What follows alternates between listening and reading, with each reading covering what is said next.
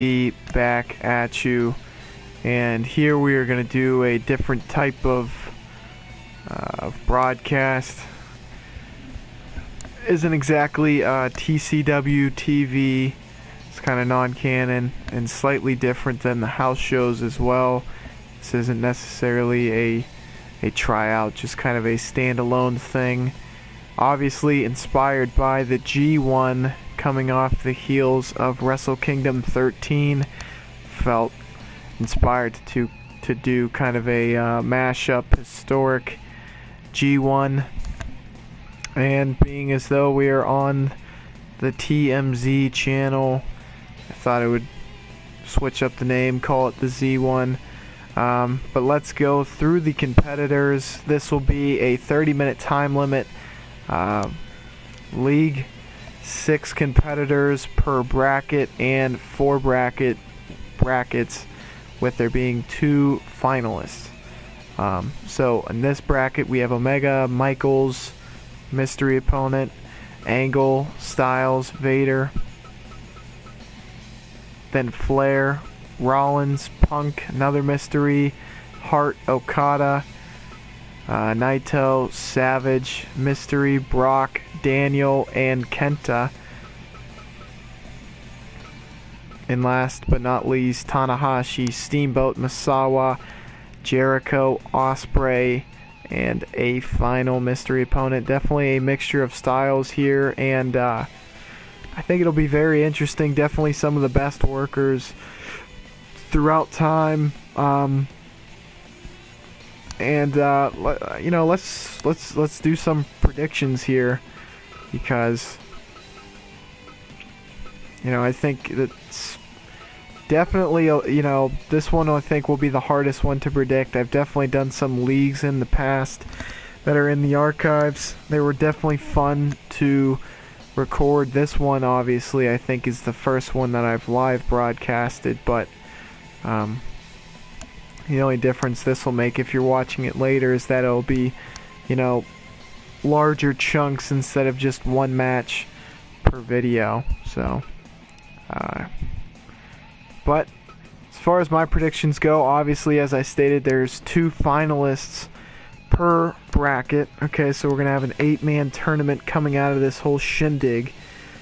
And looking at it right now, barring the mystery opponents, although I will say Muda is a mystery opponent, I know that. Inoki being another one.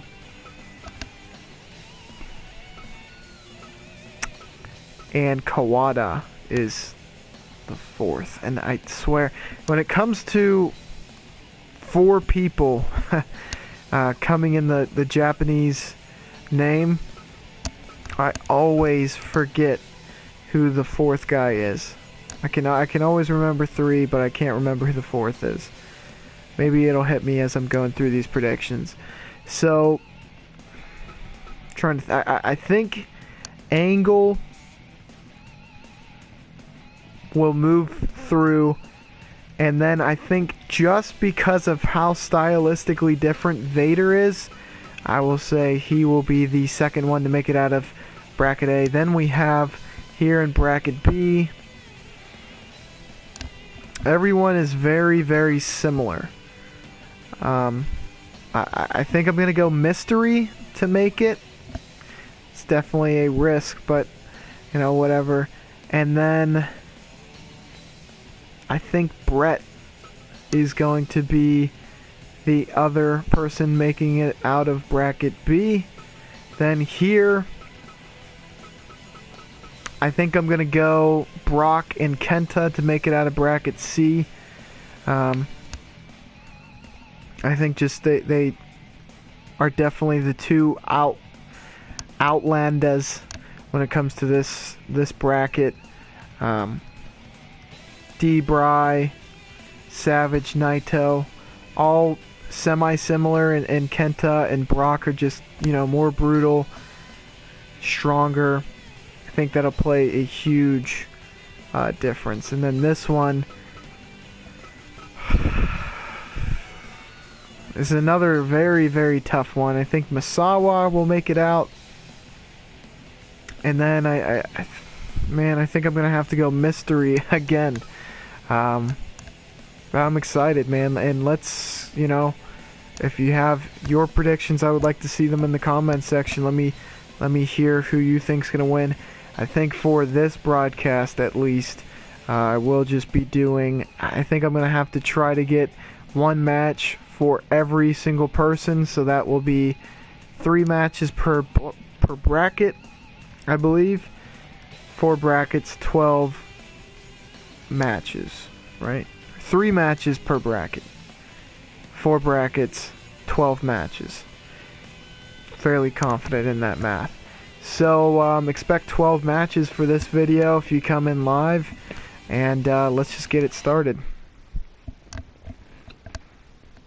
HBK in action first.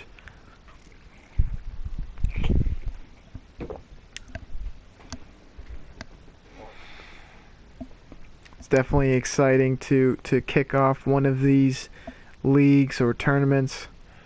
Leagues, I think, are definitely just slightly more interesting than tournaments, although depending on how you do the tournament and who's in it, etc. Just because you get to see a lot of different matchups for sure. You know, a 24-man league, get to see a lot of matchups. So in this one, probably take a while to broadcast, but definitely something to look forward to. And Kenny and Sean, I think, is definitely going to be one of the most promising matchups for match 1, day 1, Z1. So let's get hype on this one.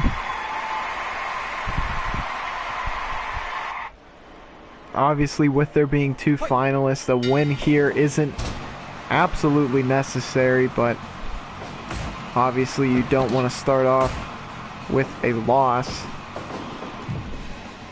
Won't kill you, but it certainly won't help you. A win can definitely give you the momentum you need to move forward.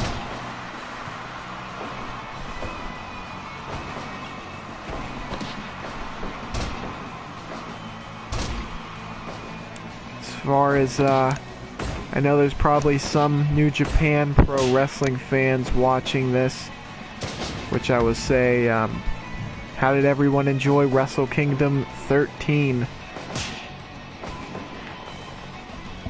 Thought it was definitely an exciting pay-per-view. It's definitely become one of the ones that I feel like I have to check out.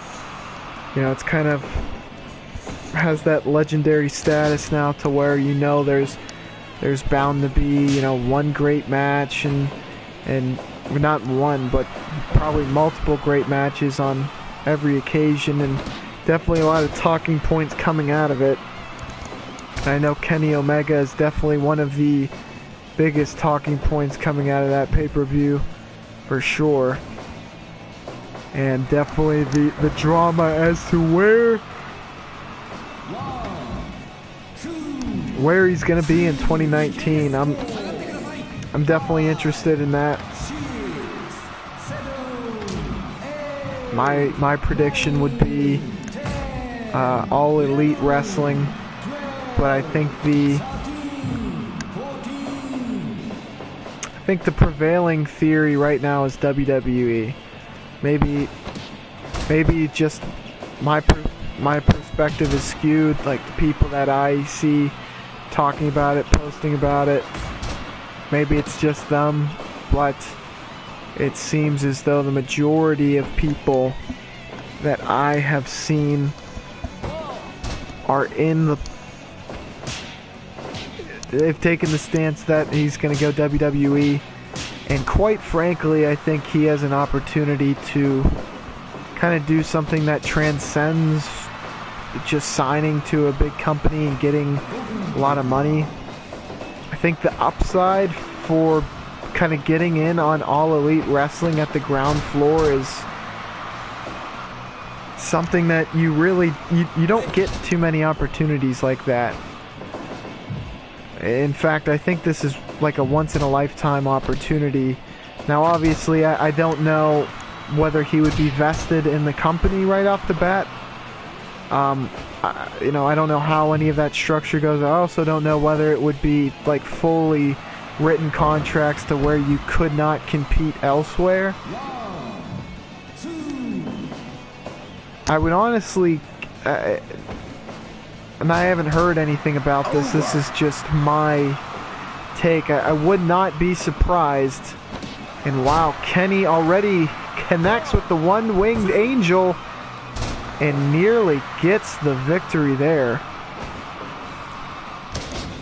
I always get into these long-winded rants during the match and almost miss the finish. But back to my point, you know, I would not be surprised if they were to work themselves into a position where they were in a working relationship with NJPW and Ring of Honor as well. That just seems to make most sense to me. However, it seems like the Khan family, I believe, who is funding this whole endeavor, might want to have exclusive deals with all the wrestlers. I'm not quite sure. Obviously, coming out of Wrestle Kingdom 13, it seemed like they were, NJPW rather, seemed like they were hitting the reset button and sending off the Elite, and that includes Omega. So feels like he's not going to stay there, but I could be completely wrong on that. I think maybe Omega doesn't even know exactly where he's going in 2019, although I would expect it. I think he probably knows, look, I'm going all Elite, and he would likely be the face of the company, I think. Maybe it would be Cody if it's, you know, North American based, just because, I mean, despite the fact that Omega is considered widely one of the greatest wrestlers, I still think Cody might still have more name value in the US, especially with mainstream fans.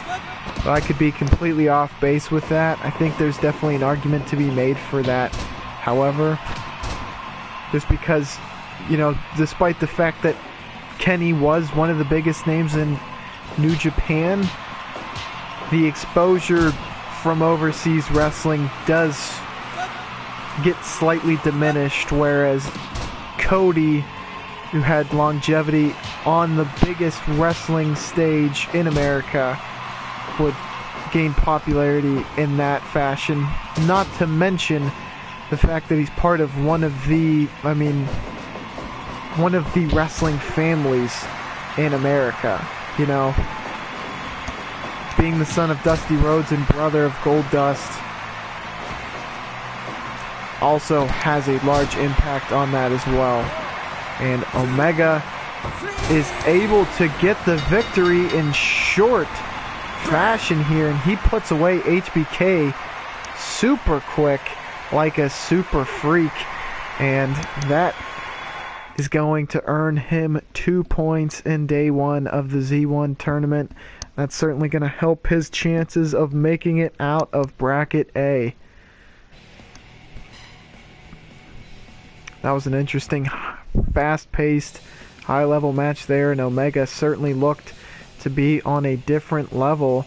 Next, we're going to go to Bret Hart and Okada. But to get back to, you know, some of the points I was talking about prior, obviously, All Elite, you know, I would expect to see that they have some working agreements, some partnership with either Ring of Honor or New Japan. That's just my take. Just because starting a company and getting that talent pool, I know that there's a freaky amount of talent. So it could be possible in that way, but I don't know whether they would be able to start. And I don't know when they will be starting, you know, like their programming. If it's down, like significantly down the line, I'm talking like 6 to 9 months to a year, then yeah, I think that they could get written deals in place in time to have a fully fleshed out roster with depth. But I think it probably will take at least 6 months to get it, and I know that I think Double or Nothing is in May, if I'm not mistaken. So we'll see. It's definitely interesting, and I think it's going to definitely change the landscape and benefit wrestling as a whole. I'm interested to see what their product brings, and I'll be fully, like, completely honest. I think that, like, the need for, like, an Americanized version of what NJPW has to offer would be very interesting. And I know ROH is a good representation of that. But if you could get the entertaining promos, the character development, the storytelling that you could get from WWE at its very best, and I'm not saying we're getting that right now from the WWE, but if you look back, I think, in my opinion, while great matches, certainly, and this falls into the storytelling category, really helped elevate the WWF and WWE, its characters, the promos, and the segments are what really was their bread and butter. More so than let's put out great match quality consistently. I don't think people, for the most part, went there because of the attraction that Omega versus Okada has. I think at times it made people become more invested, but I don't think WWE or WWF really ever used that as their main selling point. I think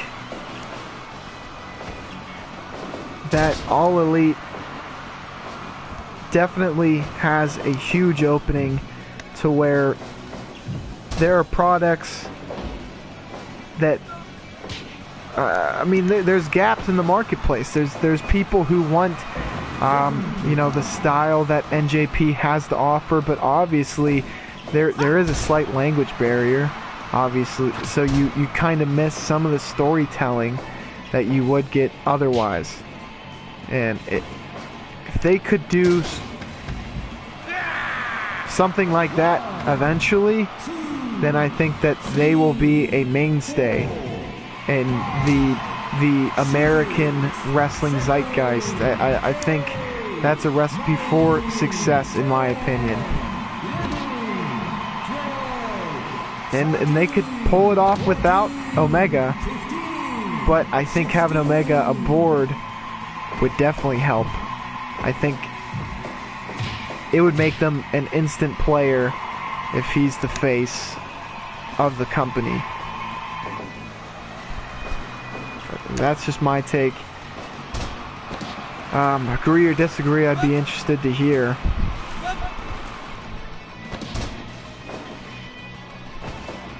And again, if they could get the likes of Okada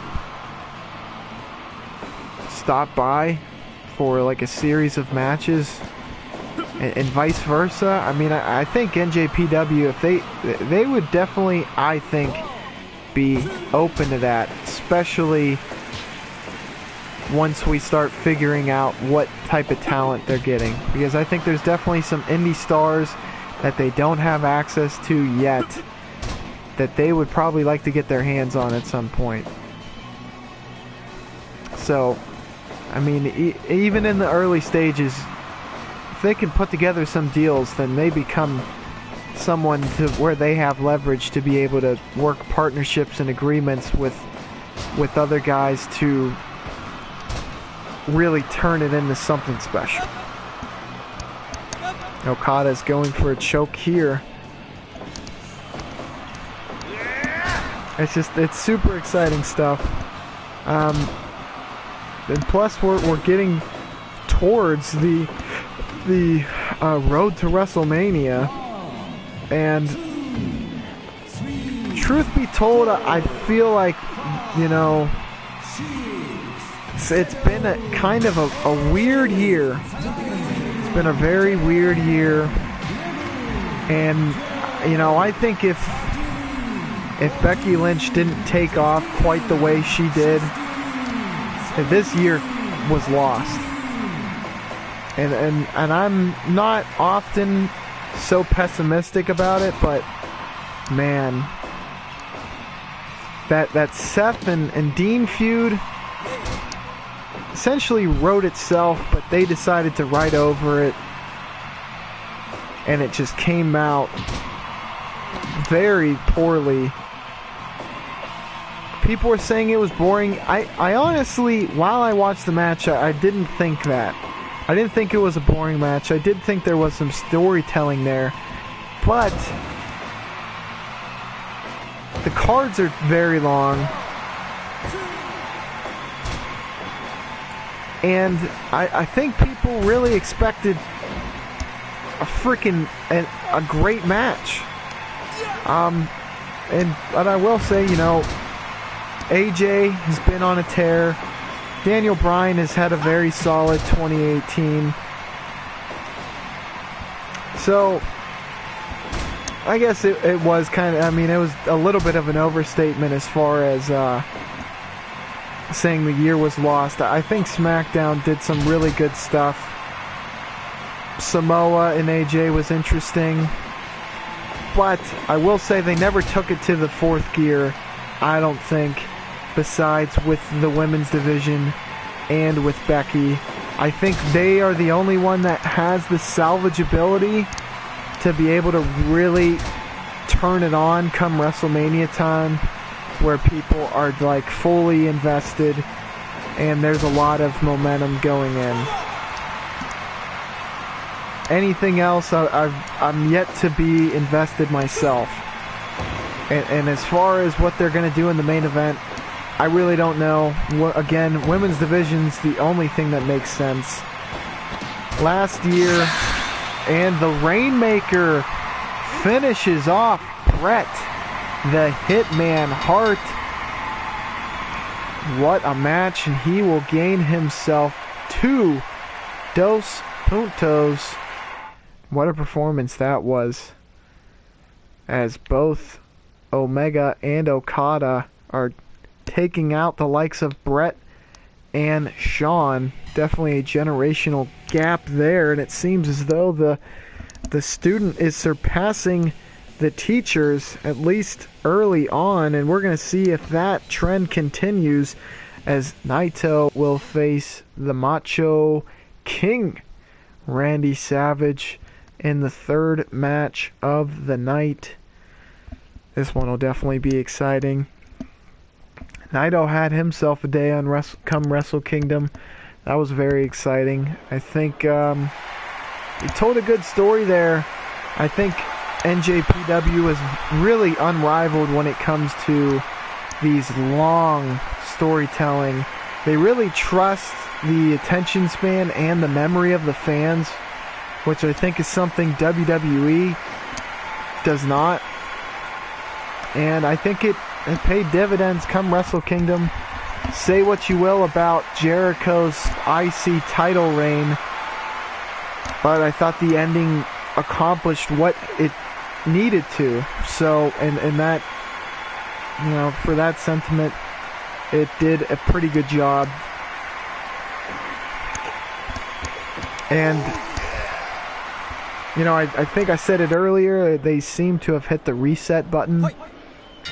And kind of, I mean, they undid a lot of what they were trying to brand themselves as, and kind of went back to the basics.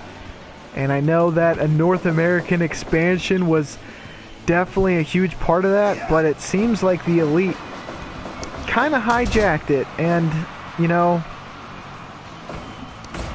do I blame them? Not really. It's sort of a kind of a situation, and I know there's big difference between, you know, when Kevin Nash and Scott Hall left. This seems somewhat similar in that WWE, WWF at the time, felt like they needed to take things into a new direction, pushed Ramon, pushed Nash, and they didn't have them long term, and we're seeing that now with the Young Bucks and Cody.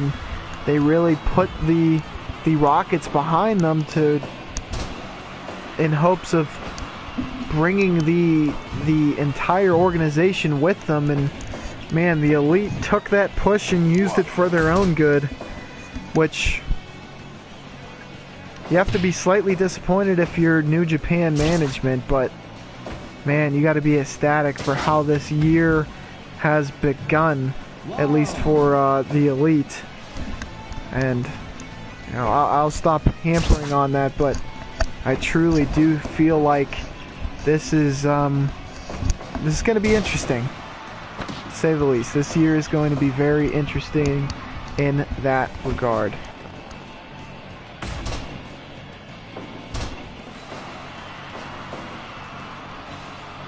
Many people consider Randy Savage one of the greatest performers of all time. Could be argued that he was overshadowed by the Hulkamania era. His peak popularity was short-lived due to the sensation of Hulkamania. Perhaps some could say that Naito was in a similar situation, as while he was on the way up, he was being overshadowed by other top figures in New Japan.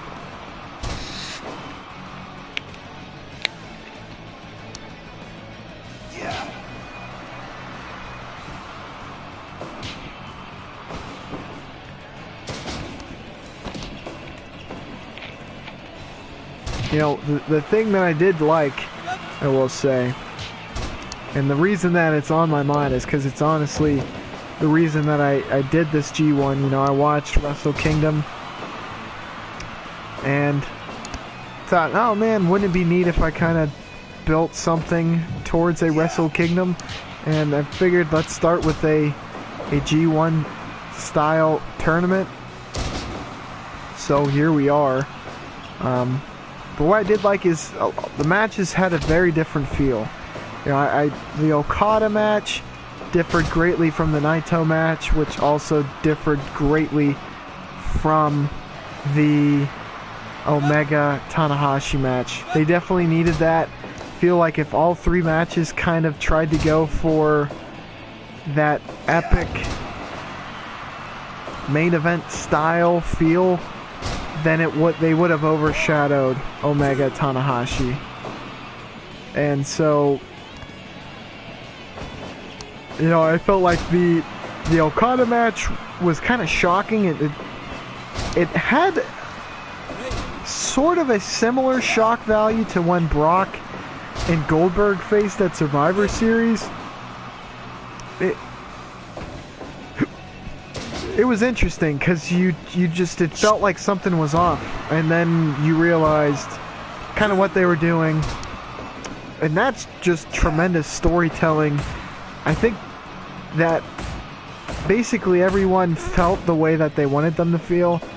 Then Naito, Jericho, obviously that long-term storytelling and the brutality of the match just completely differed from both of the other top three matches. And then obviously the main event was what you come to expect from an Omega main event. So super exciting stuff. Definitely, I'm intrigued. I want to see where they go moving forward, without a doubt.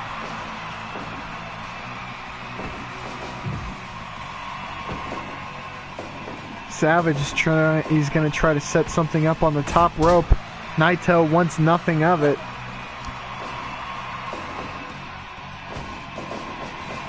This Z1 tournament is definitely 24 of the absolute best in wrestling today.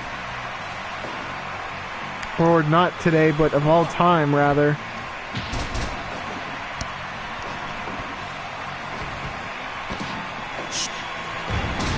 What a maneuver by Naito, and he's going to go for a pinfall. Only gets a 2 count.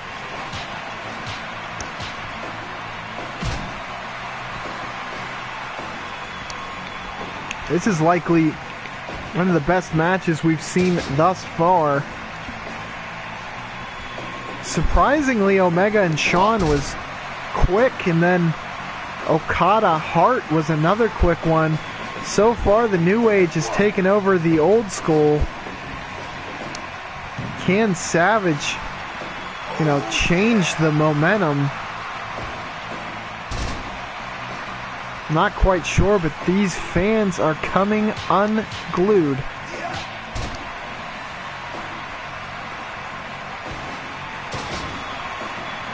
And Naito needed that something to gain some separation, and now he's trying to torque the arm and wrist. That's a very sticky situation to get yourself out of if you're Savage.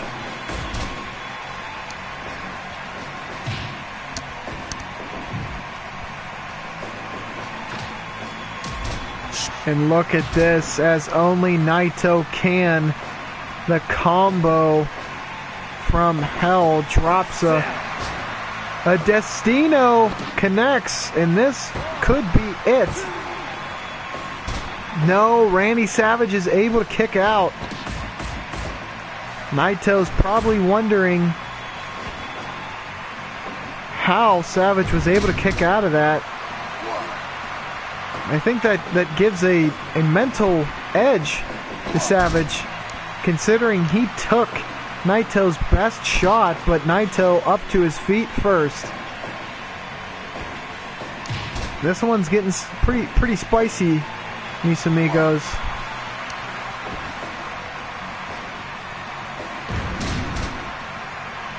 I mean, this game, it definitely just has so much to offer as far as simulation, in my opinion.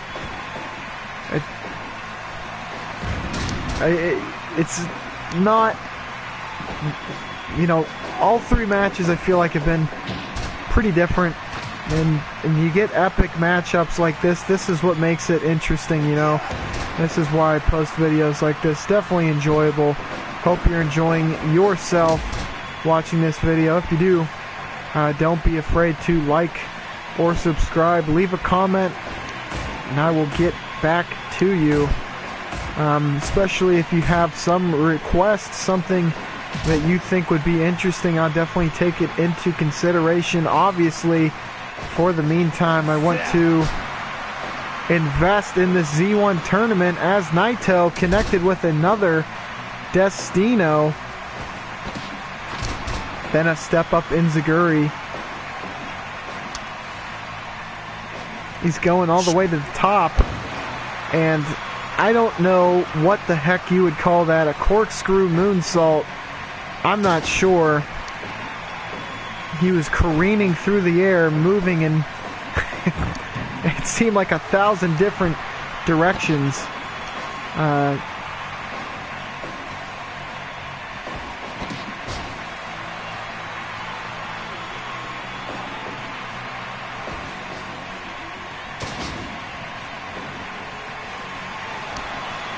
And now Savage connects with that elbow drop off the top, but he has to drag him to the center of the ring. And I think that likely caused him to not get the pinfall victory. And this one is coming up on 20 minutes.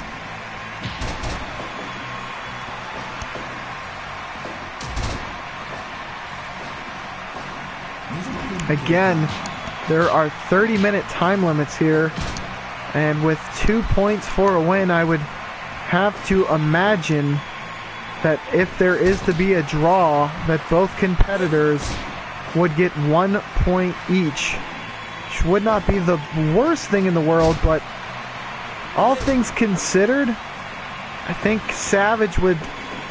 both would be disappointed, to be fair, because Naito fought very strong in the first 15, and Savage definitely had a second wind here at the end. So, you know, I really think at this point, both competitors feel like they could still pull it out. And there is plenty of time to do so, but they have to have a sense of urgency, and Naito connects with another Destino, and Savage beats him to his feet.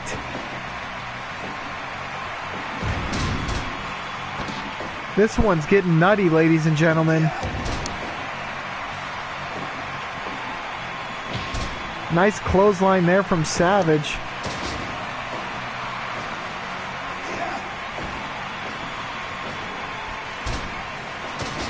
I mean, this will go down as probably one of the best matches of the Z1 tournament. One of the closest matchups for sure. And again, what's so surprising is how well Naito started, but it looks like the stamina game is what is giving Savage the edge here in the late stages of the matchup. And again, Naito going for this combo, trying to incapacitate Savage with that kind of slingshot drop kick, so to speak, and another Destino. This one should do it, folks. 1, 2, 3. Oh my goodness. I honestly, I do not count with the ref very often there. I felt very confident in doing so. Savage is on another plane today. I mean, he's showing real toughness and grit.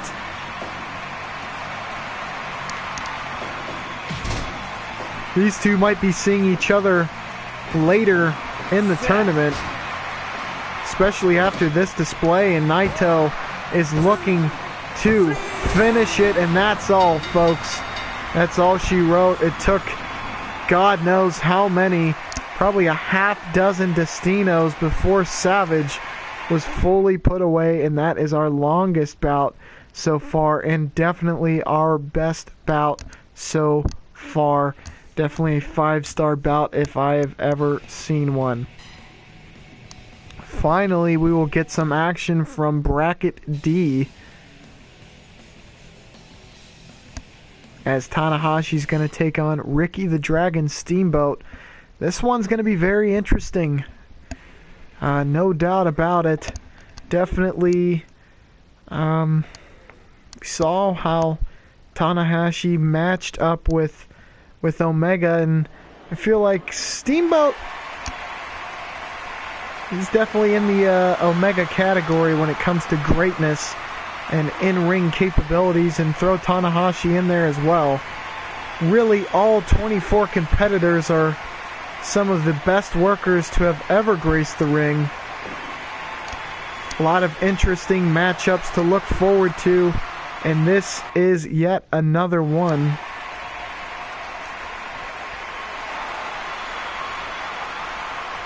The Dragon, most famous for his feuds with Ric Flair, Randy Savage, who we just saw earlier, and some of the greats in both WCW and WWF. Can he pull out some magic tonight?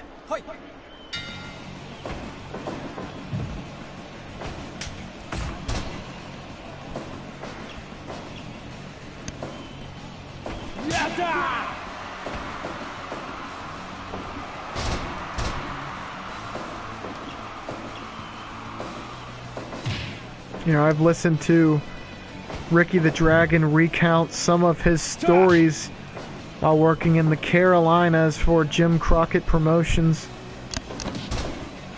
going Broadway with the likes of Harley Race, Flair,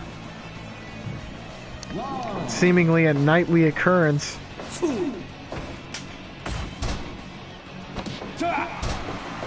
I think knowing the fact that he can take these matchups the distance gives him a distinct advantage that few other wrestlers will have. Obviously, Flair will have that distinction. I mean, a lot of the workers can take it there, but Steamboat not only can, but does so on a regular basis. So, I mean, if he ever gets in trouble, I think he knows that he can essentially coast for 30 minutes. And, you know, that really wouldn't be out of the realm of possibility. Obviously, I think his fighting spirit won't allow him to do such. I think he's going to be looking to win any matchup, even if that means he puts himself at risk of losing. You gotta risk it to get the biscuit, though, fellas, ladies and gentlemen. He's been using that head scissors. I think his greatest advantage, you know, to go back to the original point, is certainly his stamina. No doubt about that. And if he can wear out Tanahashi, then I think he will have a very distinct advantage in this matchup.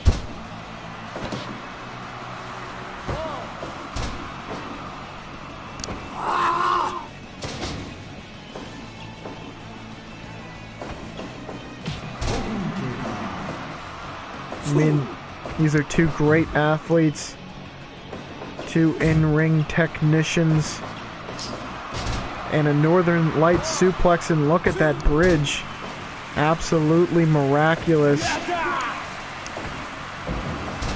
And a jawbreaker. Steamboat has definitely had the advantage early on. Now he is utilizing a figure 4 leg lock, and Tanahashi, I don't think, realized quite how close to the ropes he was. I think he could have gotten out if he had just moved slightly to his right. But the pain of that maneuver can often make it hard to keep track of your ring positioning. So I cannot fully fault him for that mistake, but it probably will cost him slightly.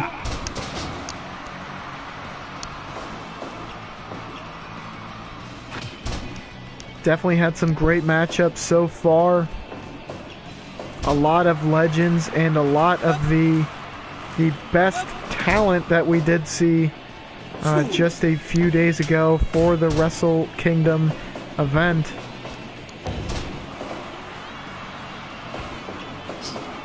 Another Northern Lights. Steamboat is definitely one of the greats when it comes to keeping the pressure on your opponent. He is tremendous when it comes to constantly trying to keep the opponent, their shoulders on the mat. It's almost like an amateur wrestling background where every maneuver is either trying to wear you down to where you can't fight off a pinfall, or essentially wrestling with you once your shoulders are on the mat to keep them there. It's something we saw through his trilogy with Flair for sure. I mean, you watch those 3 matches, you can certainly see the entire match. Both him and Flair were constantly trying to ground the opponent and go for pins, more so than land the big maneuver and then go for the pin. Definitely a stylistic difference that we don't see very often, at least in the current state of the sport. But it's a unique advantage that makes you very tough to game plan against. But Tanahashi has done well so far. We're going to have to see if he's able to turn the tides, though, because Steamboat he's had the upper hand so far, I would have to say.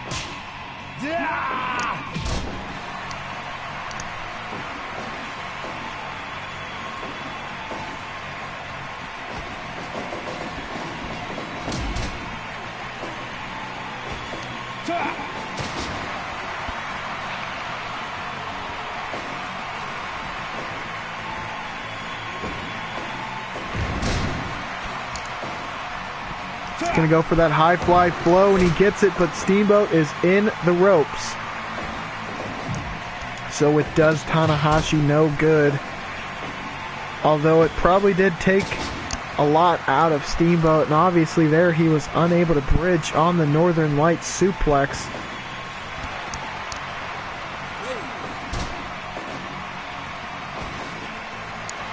He's going to keep going to that abdominal stretch. Tanahashi able to reverse the Northern Lights into a DDT. I can certainly see a changing of the tides right now. Tanahashi can get out, and he does with a hip toss.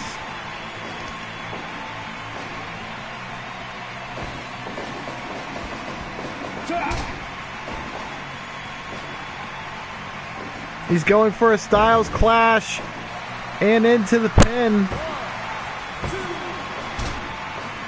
That maneuver has been known to take out an opponent or two, and the man for which it is named, AJ Styles, is also in this tournament, so I'll have to see if he takes exception to his move rather being used by the likes of Tanahashi.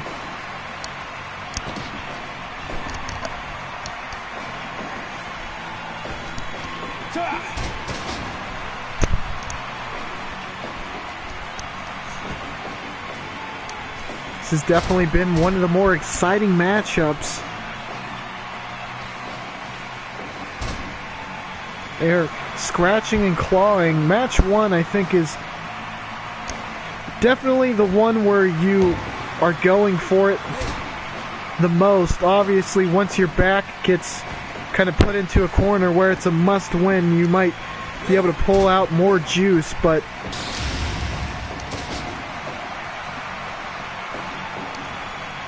everyone is trying to get off on the right foot. And look at this. It's an inverted knee bar, so to speak. It's almost a reverse figure 4 leg lock. But it definitely works on the knee and even the ankle of the pinned leg underneath. But Tanahashi has a rebuttal, as the Texas Cloverleaf is enough to put away Steamboat. And so far the new generation is looking very good so far.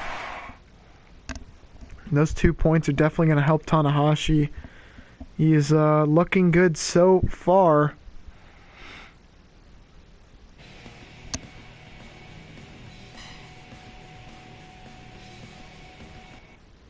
We're going to keep the action going right along, as Kurt Angle is going to face the mystery opponent.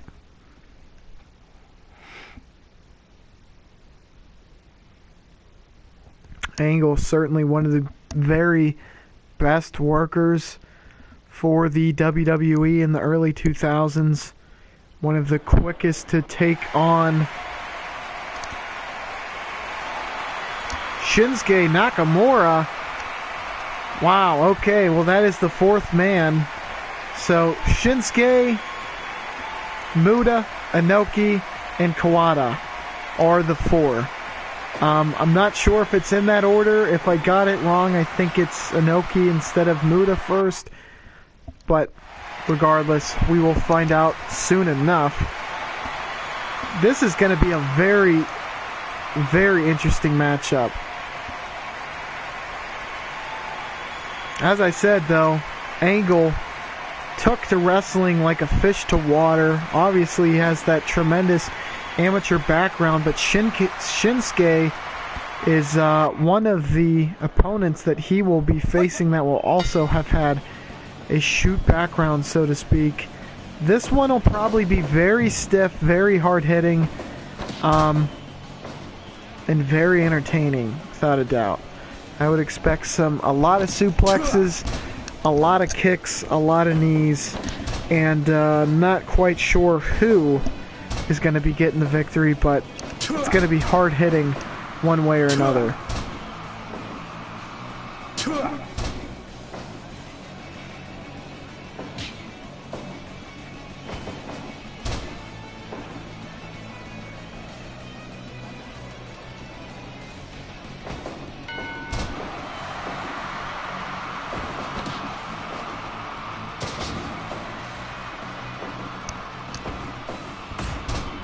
Now Kurt's trying to mix in some strikes with his offense.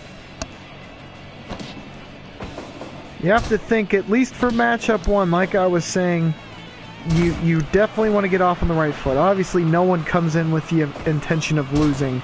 But I think, you know, match 2, especially if you're coming off a win, or maybe if you were defeated kind of in a fashion that just really ripped the heart out of you, so to speak, you can just kind of walk in and really, it doesn't matter, you know, well, if I lose.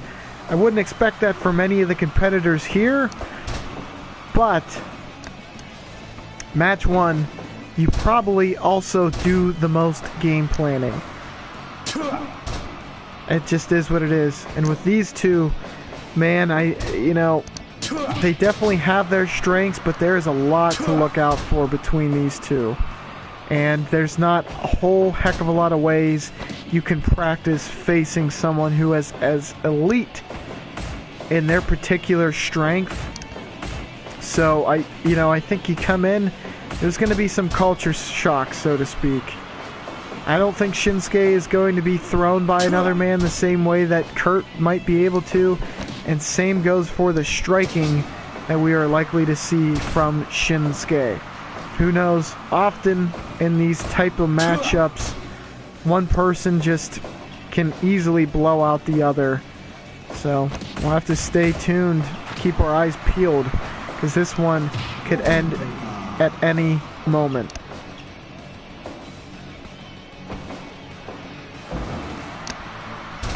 Nice double leg takedown there by Kurt. If he can lock on some ankle locks,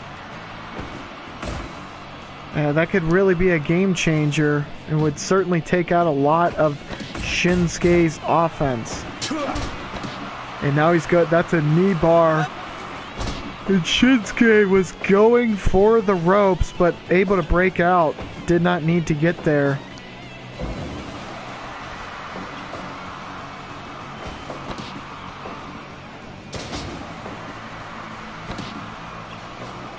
I think that maneuver is supposed to jar the midsection of the opponent, and what a high angle German.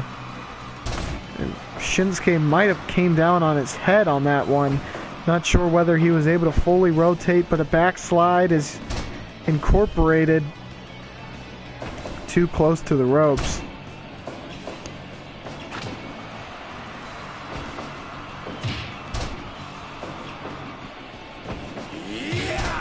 Nice kick there, and what a tricky little pin, crucifix pin with the roll-up modification to it. That is a tough one to kick out of, or even read, really. But Kurt is an amateur wrestler. He's definitely well acquainted with a lot of the mat wrestling in which Shinsuke might have learned in the New Japan dojos.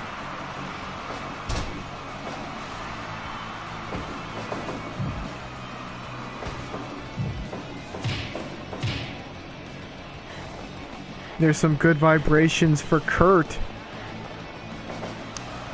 He's really able to wear down the opponent. Only gets a 2 count. And look at that striking. He follows it up with a misdirection of sorts as he heel kicks you in the back of the head. I mean, he stands in front, then he jumps to get behind and hits you in the back of the head with a heel kick. That's a deadly maneuver, without a doubt. Anytime you're getting hit in the back of the head, that could easily end your day. End your night early, rather.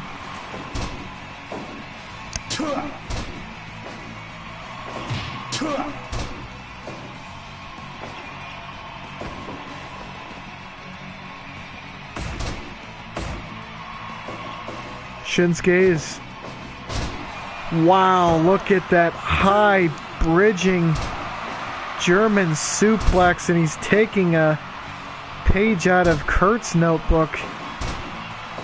Kurt seems to be fully invested now in trying to take Shinsuke's feet out of the equation. I think it's a smart strategy. It's just, it seems like in trying to do that, he's given Shinsuke the opening to really connect with some of these devastating strikes. So it might actually come back to bite him. I'm not sure. Perhaps if he would have stuck with the throws like we see there, it would have worked out. Maybe left him less susceptible. I'm not quite sure though, because, you know, strategically it seems very sound. So he's got him in a knee bar there, and you had to hold your breath there. You weren't quite sure if Shinsuke would make it out.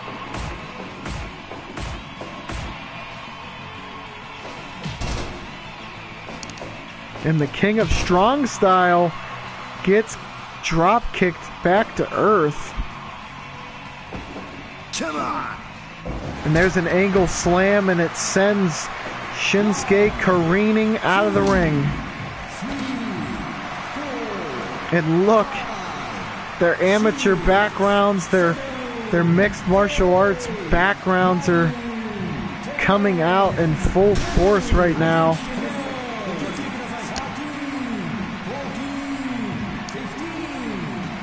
Kurt able to make it back into the ring.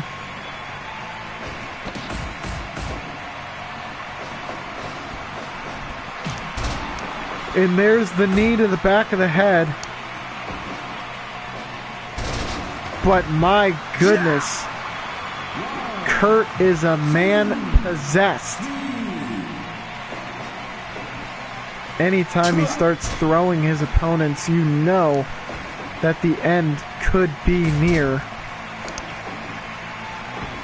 I mean, I think this was as advertised. Definitely stylistically one of the better matchups, and a roll-up by Kurt. Only gets a 2 count, but it was a very close 2 count at that. Unfortunately, there are no bonus points for near falls. But the angle lock is locked in. Shinsuke going towards the nearest ropes.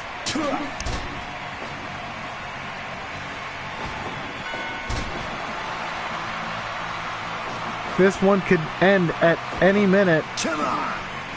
And an angle, or Olympic slam rather. It's not going to go for a pinfall yet.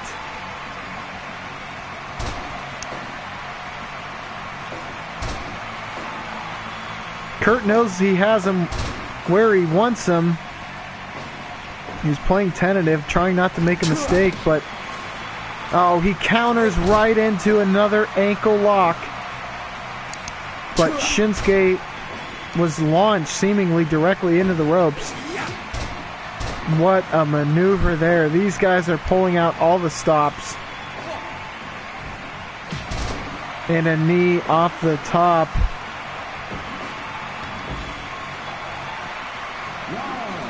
Angle is telling everyone exactly who he is. And now he's applying that ankle lock on the outside. The brutality. He has no thoughts or feelings about Shinsuke's ankle, but he knows it's going to make it more difficult for him to get back in the ring. But man, he gives chase fairly quickly.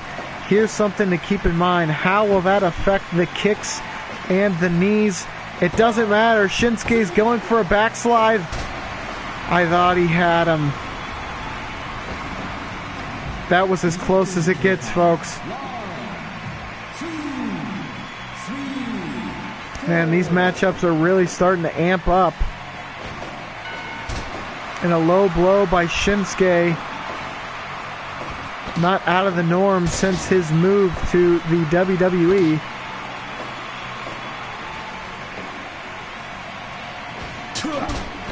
Another knee bar. Kurt has been, he has essentially declared war on the legs of Shinsuke Nakamura. This one could very easily go the full distance to the 30-minute time limit. But I have to say, this one would be the most surprising just because of how much damage has been done to both competitors. And an ankle slam. This could very well be it. I think Kurt is going to regret not going for a pinfall there. But he wants to hear Shinsuke tap on the mat. Shinsuke not willing, not one to do so, but this could force him, and it does. He wins via knee bar. Kurt Angle's assault on the lower appendages of Shinsuke Nakamura paid off. What a tremendous story, and what a tremendous victory for Kurt Angle, well earned. And he is definitely, as stated prior, one of the favorites in that bracket, and a 5-star match for sure.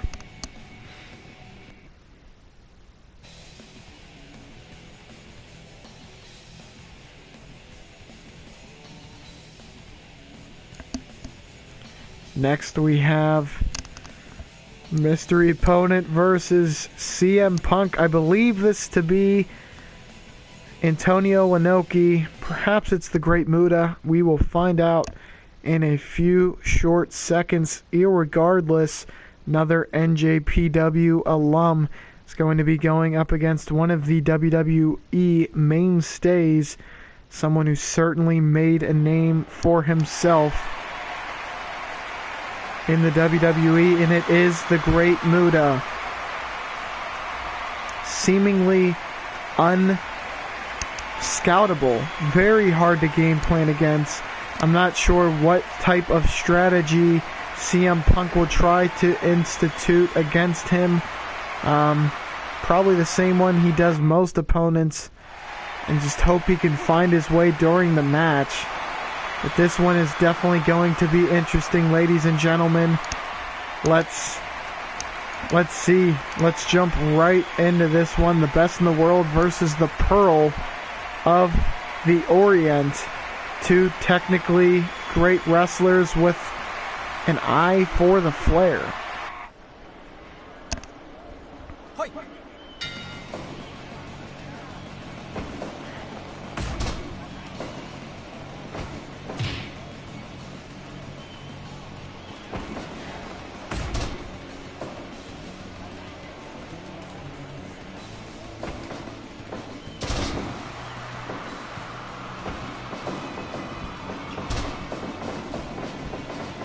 Look at the quickness of Muta.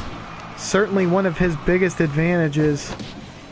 His unpredictability and his quickness.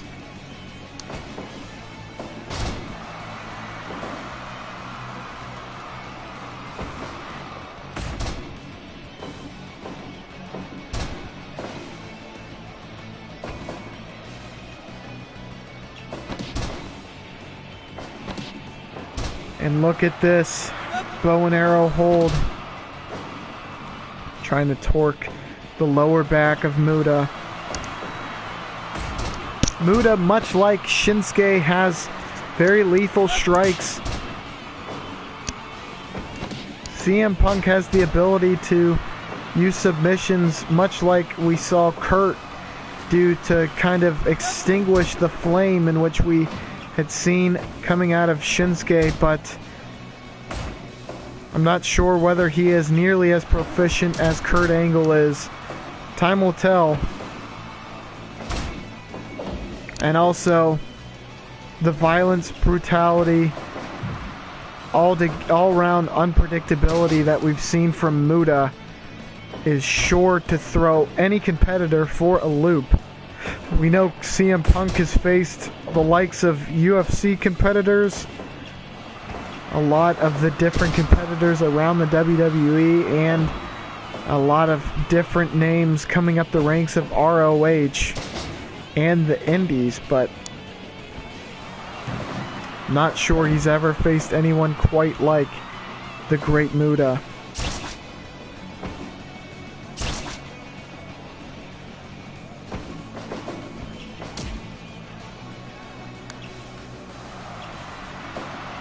Keeps going for that buzzsaw kick. And now the unpredictability comes out. He uses the foreign object there. Sometimes that blood can really throw you off your game. I'm not sure it'll bother Punk. He's definitely been in matches where he's been busted open. So it's nothing new to him, but everyone reacts differently to the sight of their own blood. Shining Wizard there by CM Punk.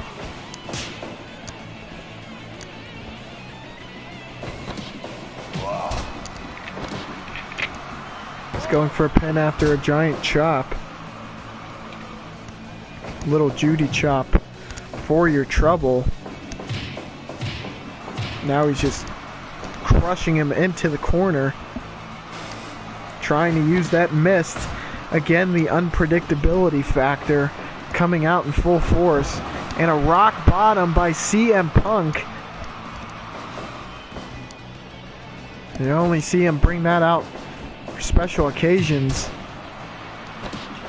This is as special as it gets, as this Z1 tournament is fully underway. We're about halfway through day one, and I hope y'all are all satisfied and entertained. Again, if you are, be sure to like, subscribe, and comment if you have any thoughts or concerns. Again, even after day one, I would be interested to see who everyone's prediction was. Obviously, I gave mine with only the majority of the competitors in mind. Now Muta biting CM Punk, and that's going to further open up that wound. But look at the strikes of Punk. This is definitely an intriguing matchup. And there's the mist. But the go to sleep connects. And Punk goes into a single leg Boston Crab out of the go to sleep. I think he realized it was slightly early to be going for a pinfall off of that. I disagree. I think you got to go for pinfalls. Just as we're going to see here from Muta after the moonsault. Because you just don't know. Obviously that could have been a victory for Muta. He's going to go for another pin.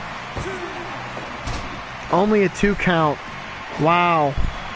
Muta really, that is something that is very underrated. His short bursts of offense can just leave you absolutely floored if you're not keeping your head on a swivel and reacting quickly.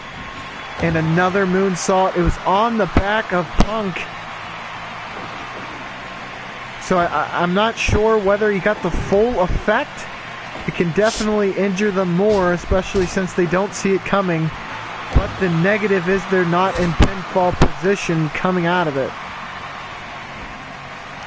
We saw him land it again, but Punk was in the ropes there. Now Punk able to change the momentum ever so slightly. So he was on the offensive for a moment. Now he's got a guillotine locked in. He's got the legs wrapped in full guard. But Muta able to fight out of it. He's been to the NJPW dojo. He is familiar with these different Brazilian Jiu-Jitsu maneuvers. Now he's biting the forehead.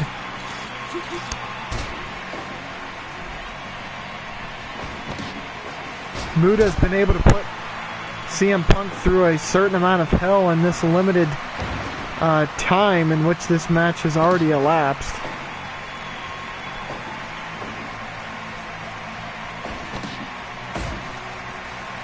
Nice short forearm there. And another guillotine choke. Punk expertly able to keep his shoulders off the mat while applying that choke. And it's a blood choke more so than an airway choke. He's trying to cut off the circulation of oxygen to the brain, but it is not enough as Muta is able to finish off CM Punk with a figure 4 leg lock in a surprising ending to that matchup. Muda's going to come out of day 1 with 2 points and CM Punk rather empty-handed.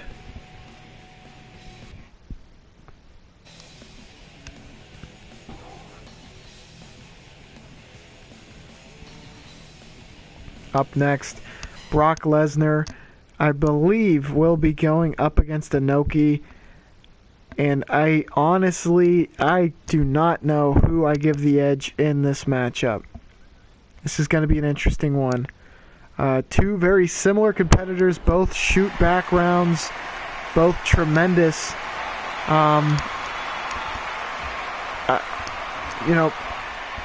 Inoki, he has the ability to stretch you. He has the ability to knock you out. Brock has the ability to ground you into a fine dust. They're both about as tough and as strong a competitor as you're going to face, and they're about to face each other here tonight. Truth be told, I have no idea who's going to come out of this one. I think that there's probably going to be an X factor.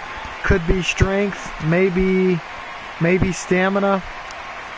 Either way, this one is very, very hard to call, but I am glad to be calling it tonight without a doubt. Definitely an intriguing matchup, and Brock off to a quick start. The fireman's carry, and look at the strength. I think Brock realizes that he probably has to try and smother Inoki right off the bat, because otherwise, probably the longer this goes, the more advantageous that is for Inoki. Stamina might be one of Brock's downfalls, especially for the type of match they're going to be involved in. We'll see, though. If Inoki can start stretching Brock early, the way he is now, then those heel hooks can really incapacitate you. It will definitely make accomplishing an F5 difficult, especially if he's able to lock one in deep. And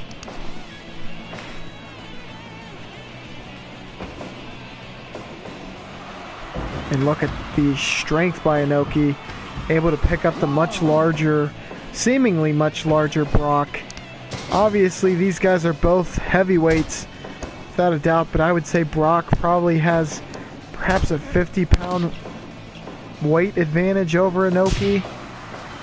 I would imagine Brock is coming in to this matchup at around 285, Inoki 225, maybe slightly more, give or take.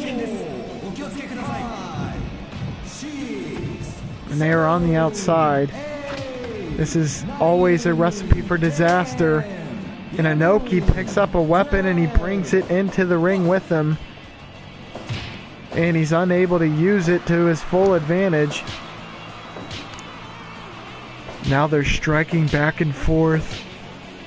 Technique versus strength. And Inoki's technique able to let him win that striking exchange.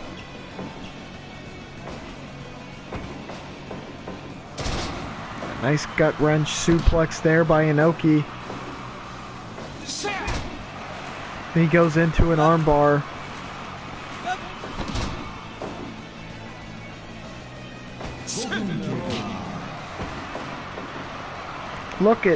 That is just unbridled strength. Now he's got side mount and he's starting to drill him with some knees to the ribs and side. Inoki is definitely not he is definitely not uninitiated. Could just say initiated, I guess would be an easier way to say it, but regardless, the point remains, he has seen a lot of techniques. He's thrown his hat into the ring in mixed martial arts. A lot of the skills that might be foreign to the wrestlers that Brock brings out, Inoki has seen before. but I don't think he's seen a specimen quite as athletic as Brock. That might be what throws him for a loop. Regardless, the experience of Inoki certainly going to keep him from getting too overwhelmed by the beast. Again, I truly do believe this is anyone's game. I'm not sure if this one will go the distance. I think Brock is either going to end this before the 15-minute mark, and then after that I think it's Inoki's to win. That's just my prediction. However, I've been wrong before. And look at that strength. Brock, I think, realizing this has to be his time. Can't be letting Inoki get the early rounds, so to speak. He's got to dominate early. I mean, if Inoki's gaining success this early, it's only going to be downhill for Brock.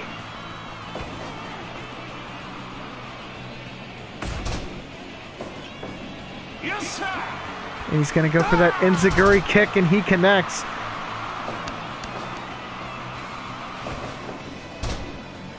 Nice fireman's carry. And look at this. This is a type of full Nelson mixed with a camel clutch that is just killer on your entire back. Lower back and upper back. Inoki only gets a 2. And then back to the abdominal stretch. Inoki is much the way I had stated that Steamboat is smothering, always trying to keep your shoulders against the mat. Well, Inoki's constantly trying to get you to squeal uncle. And he's very, very effective at it. He'll wear you down. He will work a joint into oblivion until you really have no option than to quit or retire. So take your pick. But look at the strength of Brock. That is an absolutely unforgiving clothesline there, but Inoki able to shake it off. And he gets a brutal belly-to-belly suplex for his trouble.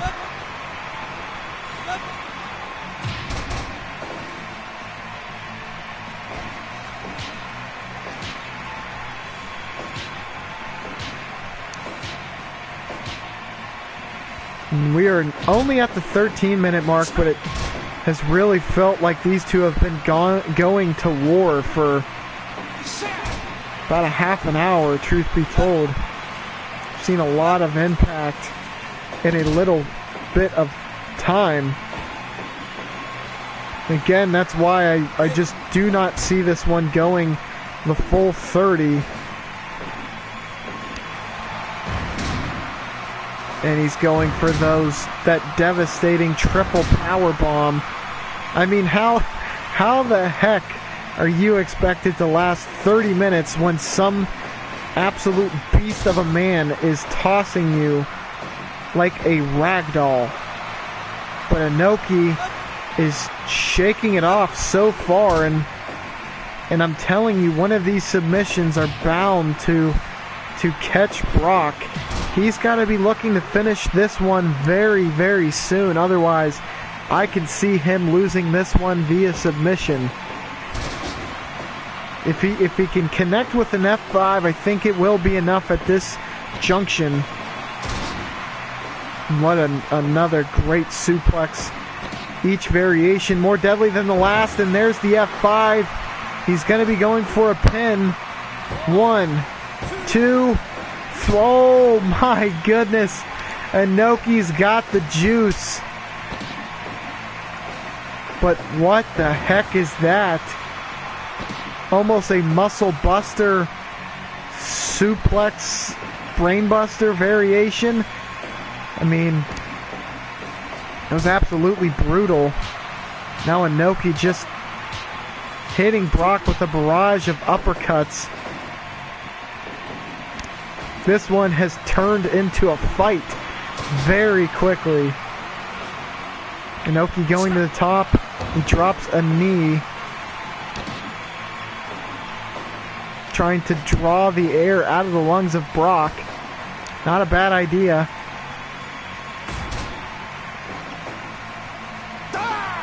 And there's the enziguri, and I think that should be enough to put Brock away. And it is Inoki able to pick up the victory over Brock Lesnar. And what a match it was. Certainly very back and forth. Sketchy. Could have gone either way. But Inoki is the one to pick up both points. And Brock surprisingly goes back to the dressing room empty-handed. I've got to say, I would say that's a 5-star match. 93. Certainly I could see that, but all things considered, it was another great match in this Z1 tournament. Up next, Misawa is going to be going up against the man they call Jericho. Y2J, another mainstay on the wrestling stage, who we saw take a head bump on the stage, or ramp rather, going to the ring. One of the definitely more interesting moments during Wrestle Kingdom, that hardcore match, so to speak, no DQ with Naito, was very interesting for sure.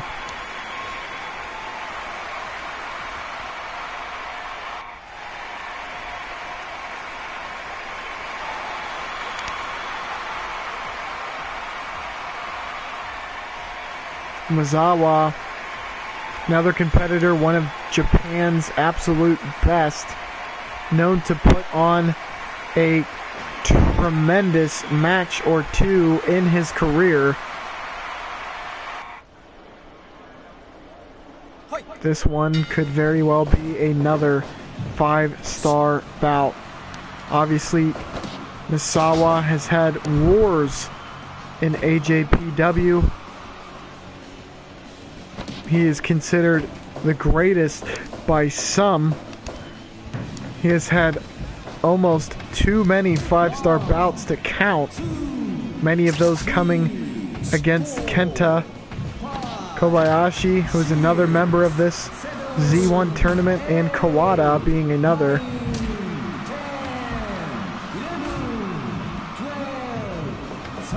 And Misawa doesn't want to risk a count out this early on in the match.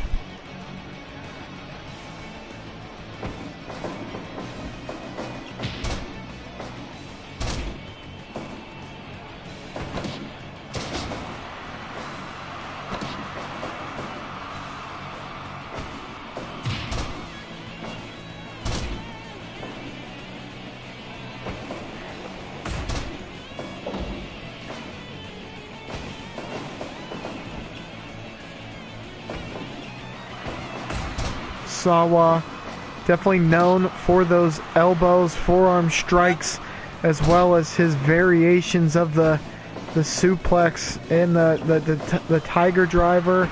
I mean, this guy brings a lot to the table, but so does Jericho, and he goes for 1 foot on the chest of Misawa for the pin, and that's not going to work out 9 times out of 10, Jericho, and sorry to say. However, I think Jericho certainly has the toughness that it's going to take to stick with Misawa here. What a throw. His judo background is going to be on full display, without a doubt. Misawa is definitely another competitor here who I think could easily take a match the whole way to the 30-minute time limit. And I'm going to be intrigued to see if any matches do go the whole 30 minutes. Certainly a nice little wrinkle to have in this tournament.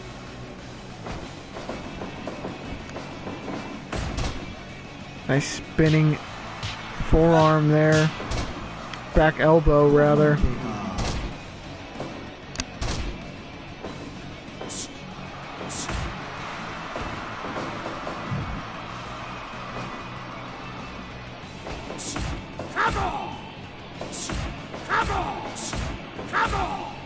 And they are exchanging forearms, and that is the name of Misawa's game. He is nearly synonymous with any forearm landed,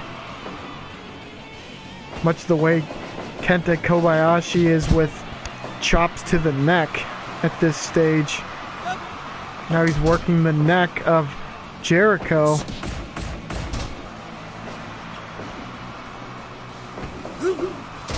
My goodness. What a German suplex there. Release German. And man, he kept Jericho high and tight.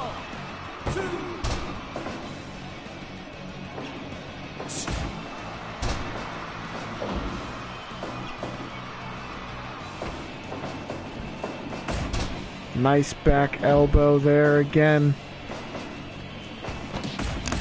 I think I think Jericho has been kind of stifled early on in this matchup.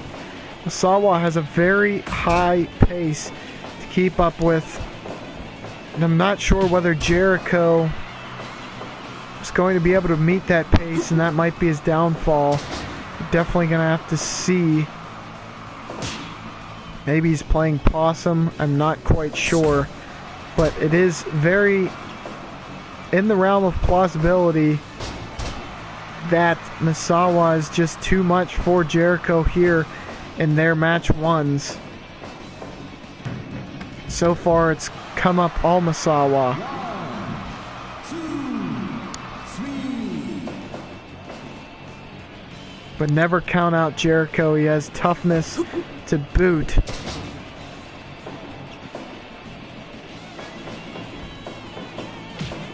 Another nice forearm there by Misawa.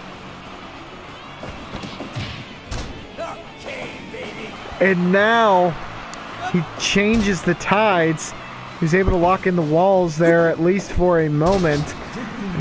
Not sure how much damage he was able to truly put on Misawa there, being as though he only had him in for a few seconds, but man, this one looks very one-sided so far. Truth be told.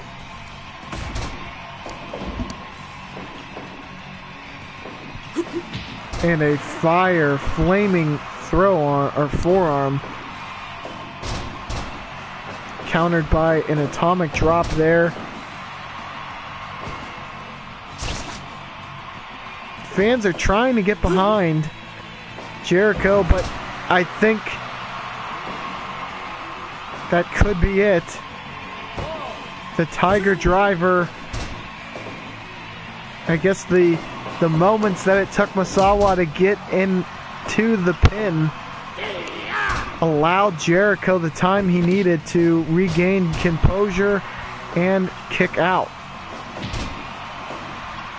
This would be a tremendous come from behind victory for Jericho.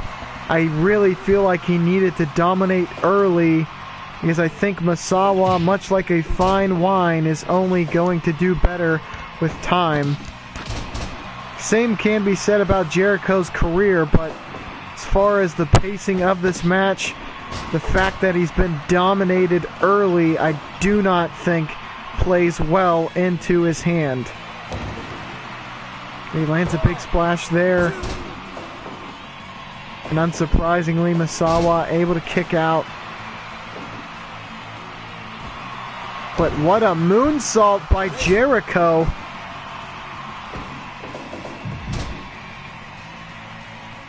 He's taking the lion salt to a new level. Great slam. Now Misawa up to the top, and he lands a frog splash. But Jericho's foot was in the ropes, but he connects with the code breaker of his own, and the disrespect. But he had to drag him away from the ropes, which ultimately gave Jericho time to kick out.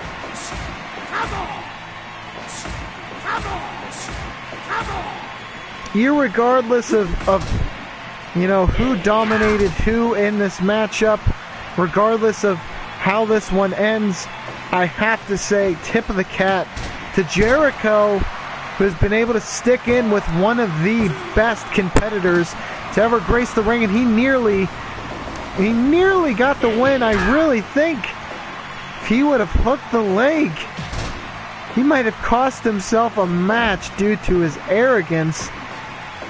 My goodness, ladies and gentlemen, I mean, that was inches. And again, only puts a foot on for the cover. Nice drop toe hold there.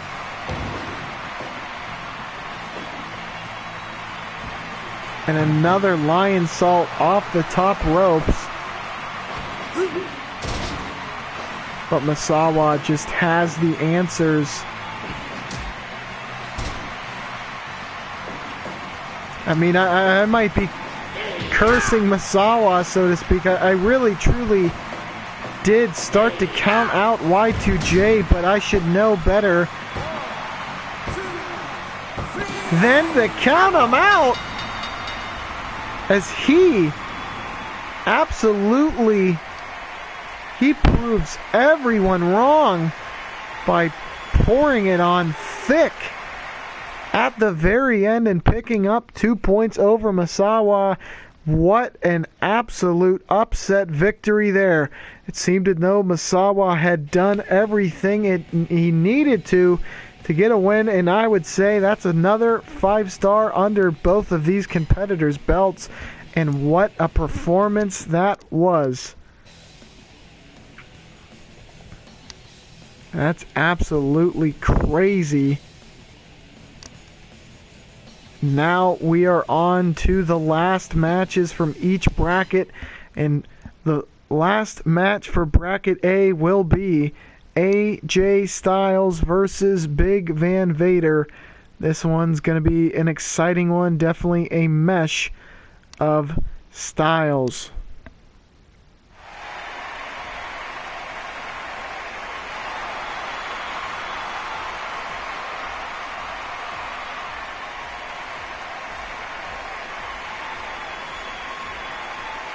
AJ Styles coming down the ramp first. He has truly become one of the legends of wrestling, in my opinion, after his stay in the WWE. Vader, another legend.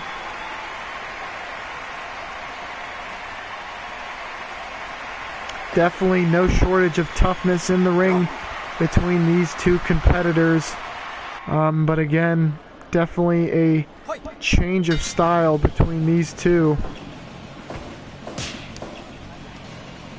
This is likely to be eerily reminiscent of the Shawn versus Vader match, I would imagine, that we saw at SummerSlam a couple decades ago. A little over a couple decades ago.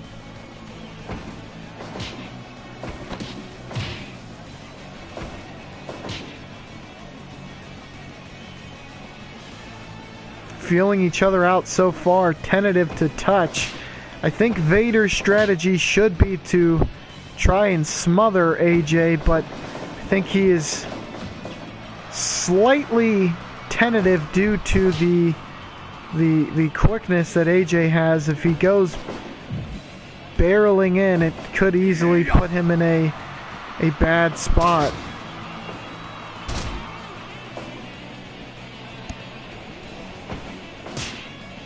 Nice chop there by AJ.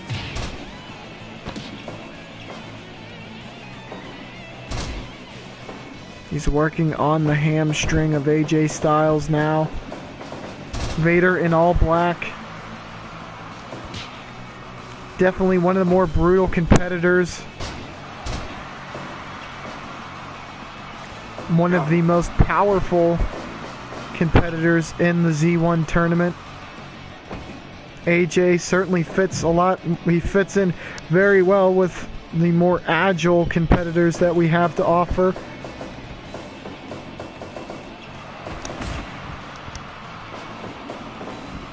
I mean, I think it goes without saying he's eerily reminiscent of a Shawn Michaels or Bret Hart. Very technical and very explosive. And, you know, what some could say undersized, especially in the age of the Giants. But at this current point, I think people like AJ Styles and Daniel Bryan are kind of revolutionizing what the look of a wrestler is expected to be like. I think that the new look is kind of what you see from an AJ Styles, a Seth Rollins, a D-Bry. While the Giants do find their place in the WWE nowadays, AJ has certainly played a large role in giving the more technical, athletic wrestlers a chance. And that is in no way a slight at Vader. Vader is the big name that he is today because he is an anomaly much the same way that AJ is. He has unbridled strength, power, and athleticism for his size. I don't think there are many 400-pounders or even 300-pounders who are able to pull off moonsaults the way that Vader has been able to. So, both should have the respect, and I think do have the respect of their contemporaries without a doubt. And definitely two of the greatest to have ever done it. And coincidentally, these two would pretty much make a name for themselves in Japan. Now obviously they both had runs in WCW to varying success. Obviously Vader was a champion there, whereas I believe AJ may have been a cruiserweight champion if I'm not mistaken. However, I could be wrong on that, as he did come in the later stages near the dying days of WCW. But both would attain great success in New Japan, and also very good success in the WWE.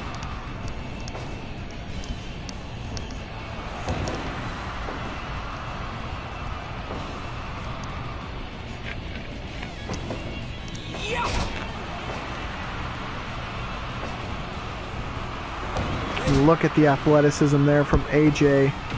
Very few are able to pull off that maneuver with such ease. But Vader trying to use that size advantage and nearly able to get an early 3 count.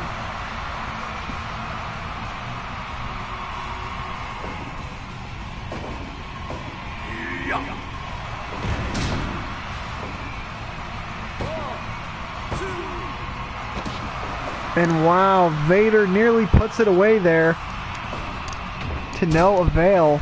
AJ's got some more fight left in him.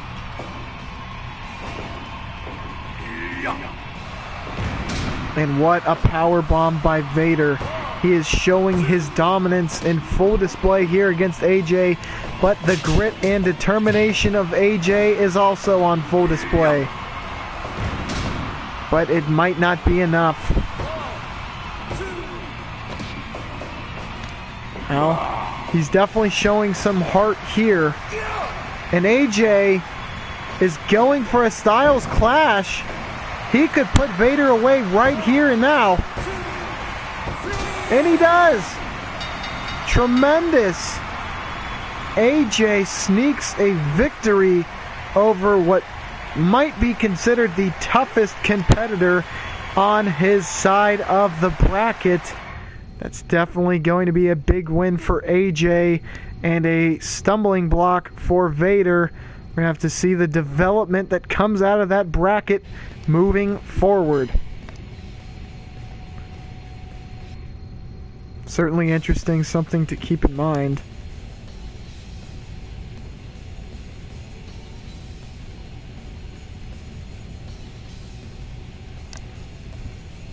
And then we're going to go to bracket B, as Seth Rollins goes against the GOAT. The Architect versus the Nature Boy. This is going to be very exciting, very fast-paced, and I cannot wait to see who is able to pull out the victory here. Two innovators.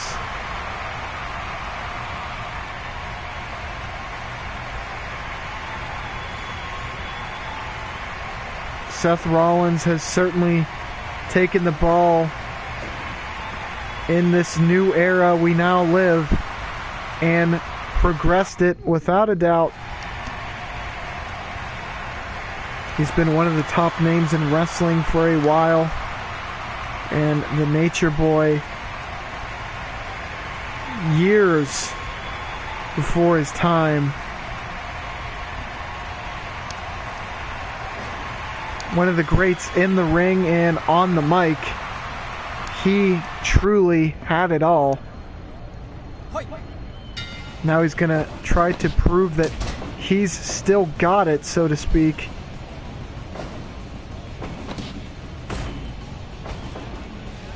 As Seth has on the white and gold pants and Flair donning the platinum white hair.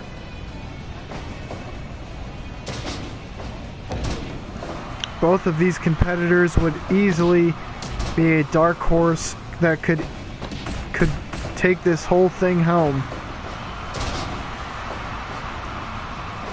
But whoever gets the victory here likely has the edge to going all the way. I mean, I think that goes without saying, but again, this is a tough matchup for both competitors.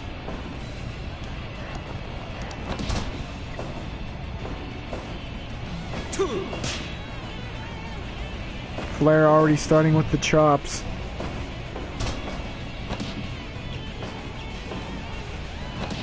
It's only a matchup that you would get to see here on Fire Pro Wrestling.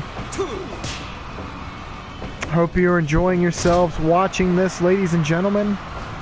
If you are, please be sure to like the video and subscribe to the channel, as we will be continuing this Z1 tournament, moving forward to crown a Z1 champion.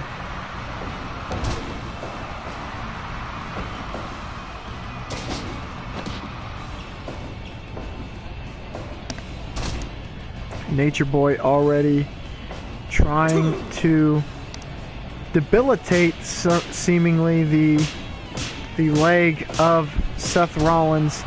He's had knee problems in the past, so it only makes sense to try and go after that weak knee, especially since it falls in line with his strategy to win with the figure 4 leg lock.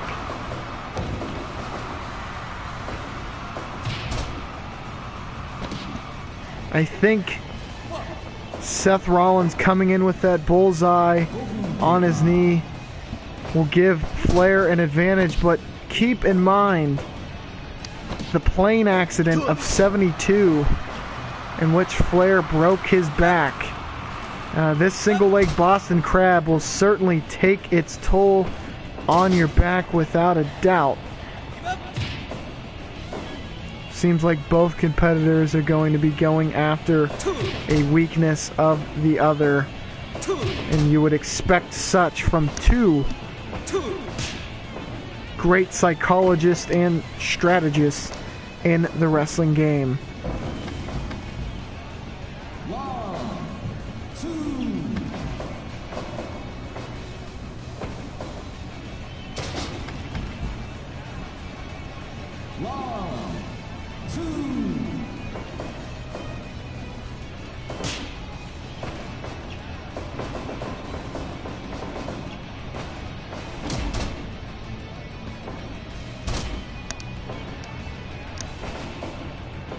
Nice super kick there by Seth Rollins.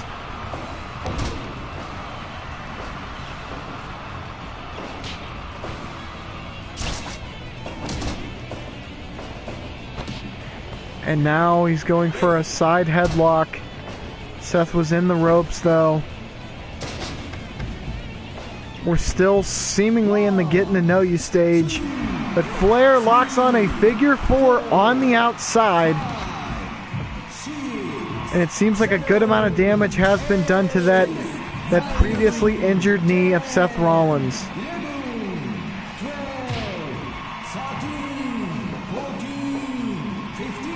Flair's got to get up.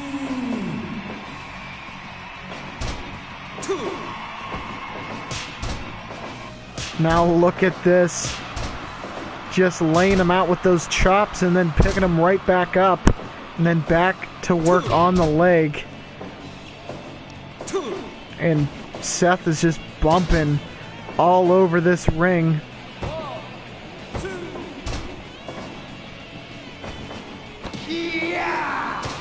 But look at that maneuver, straight into a pin.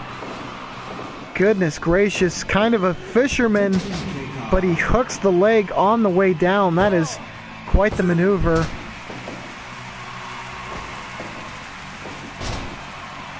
Flair was able to kick out, and I think just experience took over.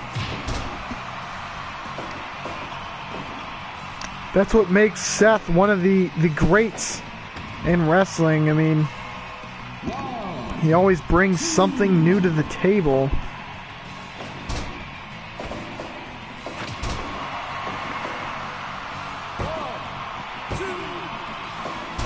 He nearly gets the pinfall victory there over the Nate.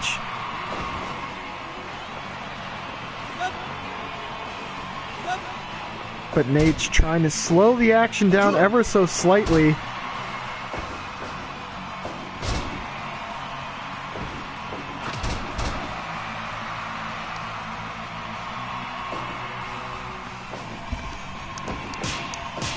And now they're chopping each other. What else do you expect in a Nature Boy match? You've heard it said a million times. You gotta beat the man to be the man, and these two knew once they looked at this bracket, so to speak, that they were gonna have to go through each other if they wanted to make it to the very top. Now obviously there could be a draw and the loser could easily make it out of this bracket as well, but I think both of these competitors know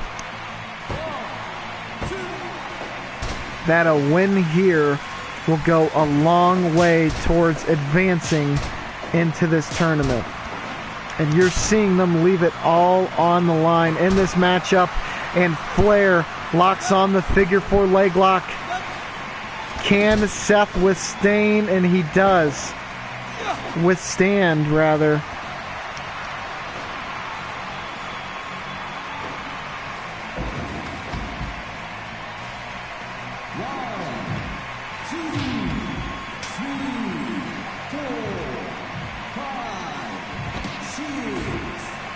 Nice forearm shiver there.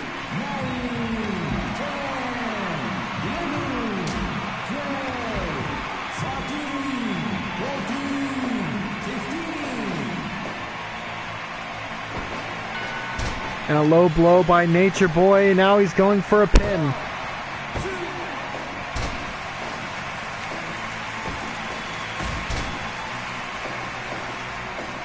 This has been an absolutely tremendous matchup so far, without a shadow of a doubt.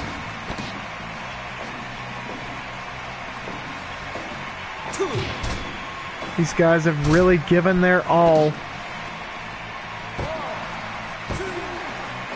But who has more to give? And there's brass knucks. Flair's looking to steal this one, but it's not enough. Seth, he's going for it again. My goodness, and he goes for another pin. Seth is just not quitting. Flair is pulling out every single dirty trick in the book.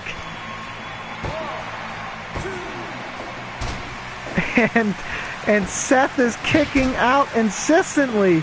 This is tremendous. And there's the sling blade. How is he going to follow it up? With another one. Seth picking up some steam, and he's going to go for a third. How is he going to follow this all up, though? He's going to go to the top rope. And now a pin. My goodness gracious, ladies and gentlemen. Every time you think you saw the next best match, they follow it up with a seemingly better match. Started off pretty good. Then it really took off. And then it just has, the quality has not looked back since. And I think this really adds to the prestige of what they are all going for. They want to win this tournament, and they want to main event the Wrestle Kingdom main event that we will be having shortly following this tournament. And now the figure four is applied, and I can't give it up for Seth Rollins and Ric Flair, ladies and gentlemen.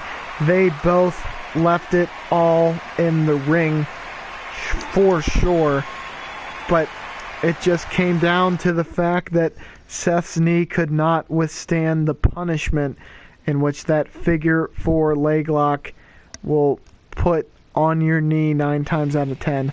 5-star match. I wholeheartedly agree. Wow.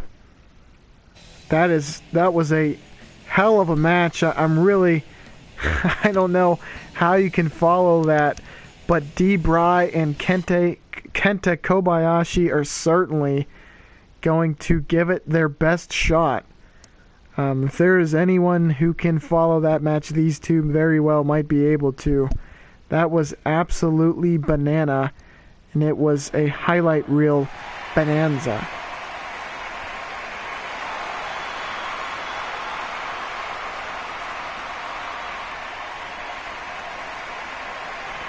There he is, Daniel Bryan, a.k.a. the American Dragon, a.k.a. the leader of the Yes Movement.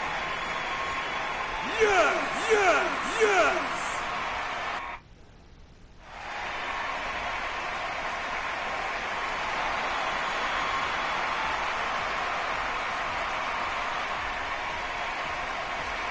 There's Kenta Kobayashi, another bearer of the AJPW torch. He's put on tremendous matches time and time again, but this one is more... I mean, you can put on the best performance of the night, but you only get points for victories.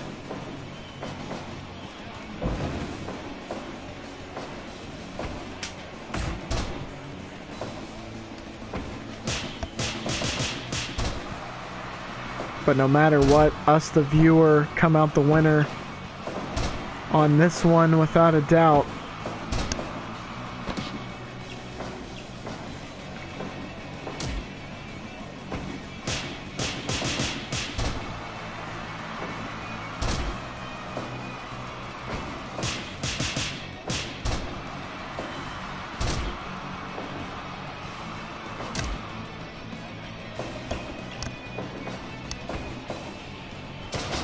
Nice DDT by Kenta there. The American Dragon is already using the European uppercuts to his full advantage.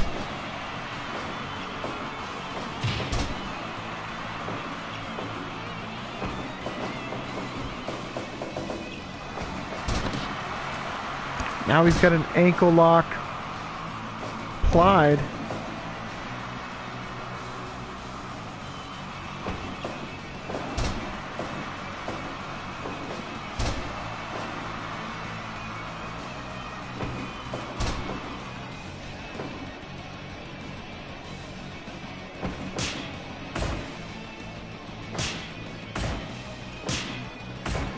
These two seem to be deadlocked early on.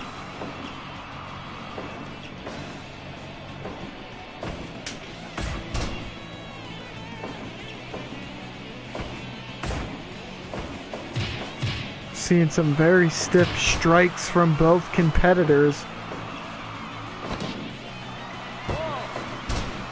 I'll be interested to see who takes the upper hand. Seems as though the American Dragon has so far, which is somewhat surprising.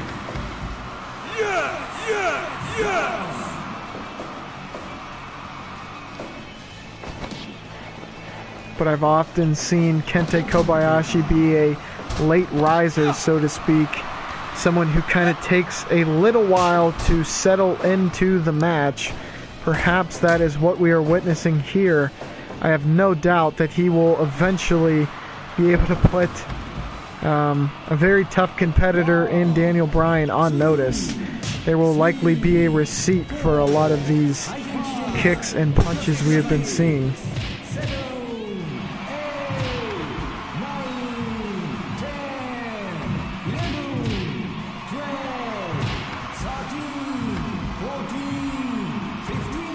But they both have to be weary of a countout. My goodness, Daniel Bryan was probably about a half second away from losing out on 2 points. I would just hate to see someone of his caliber lose points in that manner, especially this early. So I'll tell you what, I feel like both of these competitors are going to try and go and break the time record so far in this tournament. In fact, I know I've said this time and time again, this one could easily go the full 30.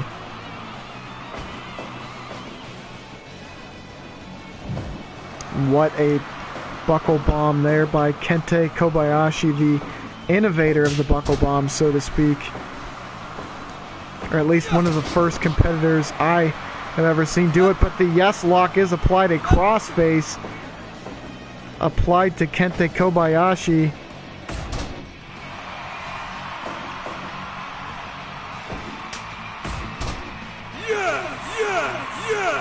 We're already getting into the deep cuts of their playlist, so to speak, or of their move set.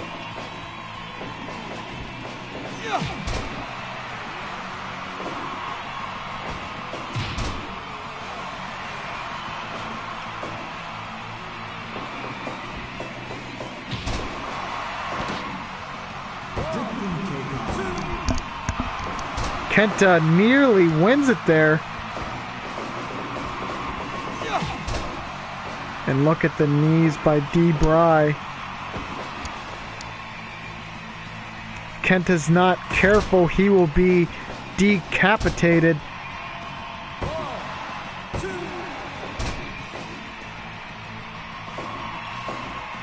This one has been very fast-paced, hard-hitting.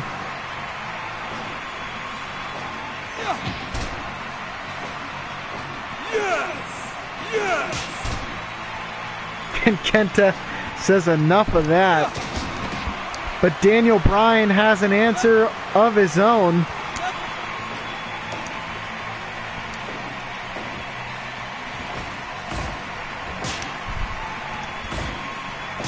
And now these tough SOBs are exchanging strikes.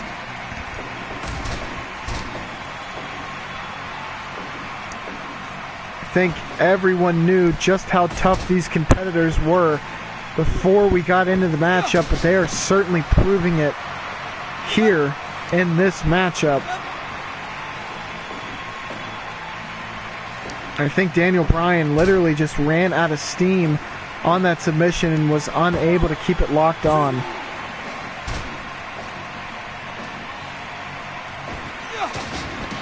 But now he has enough steam here, and this could very well spell the end for Kenta. Again, he has to roll off of it. This has been very fast-paced action without a doubt. Stamina is going to be coming into effect very shortly. And what a clothesline.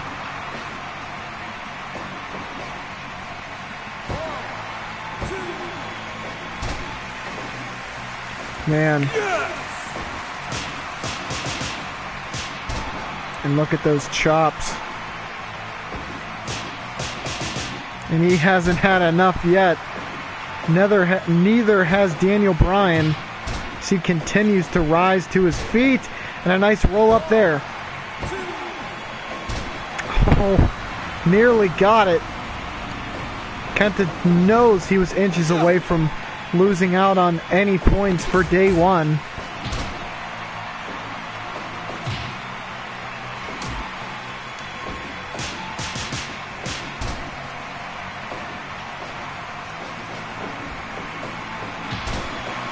What a forearm shiver. There it is. Kenta Kobayashi wins in just under 16 minutes in the fastest pace, hardest hitting match of the night. That was certainly one of the tightest matchups we have seen, and one of the most interesting, I can say without a doubt. And with one match left, who will be coming out with the final 2 points of day one? Will Ospreay or Kawada? Only time will tell, mis amigos. All I can tell is that I am excited to see who will come out the victor. Certainly going to be styles clash again. The athletic freak that is Will Ospreay against another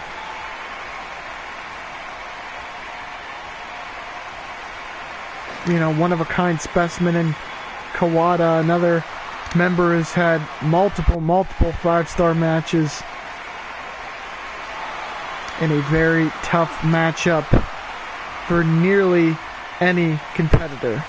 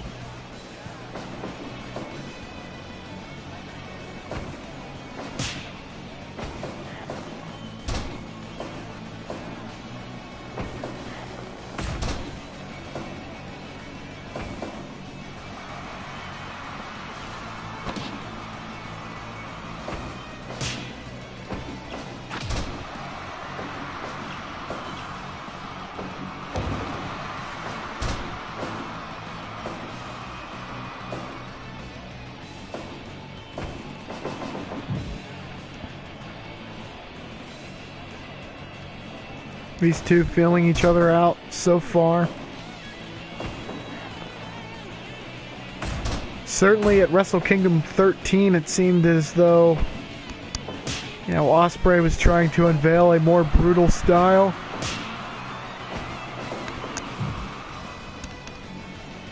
We will likely see that here in this Z1 tournament.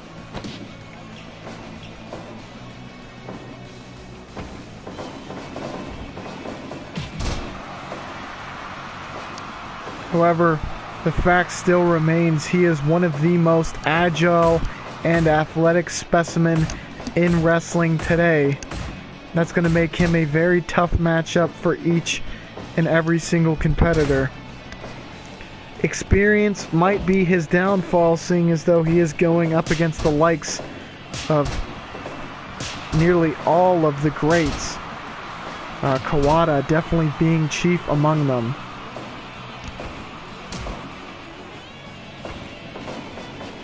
You know, Toshiaka Kawada has definitely faced athletic specimens before, Misawa being one of them. But Will Ospreay is definitely unique. He is a tough matchup, and his ability to pull off maneuvers like that seemingly out of thin air would make him so unpredictable and tough to match up against.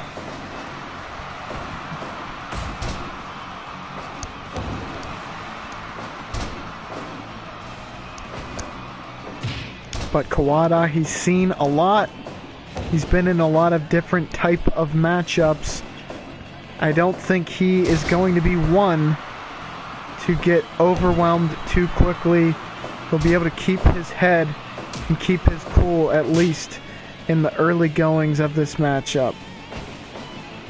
Will Ospreay is going to be looking to keep the onus on Kawada.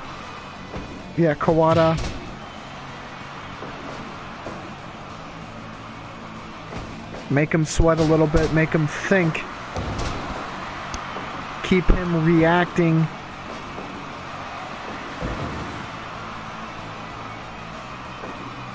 Best defense is a good offense. Or is it the other way around? Who knows? All I can tell is that Will Ospreay is keeping his foot on the gas early and often. And what a way to end day one of this Z1 tournament. Again, I mean, if you watch the video, man, I do hope that you did enjoy it. Again, like and subscribe. Leave a comment if you have any. And be on the lookout, because obviously, even at this pace, it's probably going to take a few videos to get through the group stage. So we are about a fifth of the way there, I believe, right? Everyone's had one match, and they're going to need 4 more matches to have faced everyone in their group. So, it's going to take a little bit of a while. It's going to take some good time to get done with this whole tournament, and I hope to have you guys on board to watch the whole thing, because this one certainly has a lot of great talent and is going to make for a lot of very interesting matchups. So let me hear your opinions on this, because it's definitely something that I was excited to do, and I think the talent pool was pretty good for this type of tournament, which will make for a lot of interesting one-on-ones.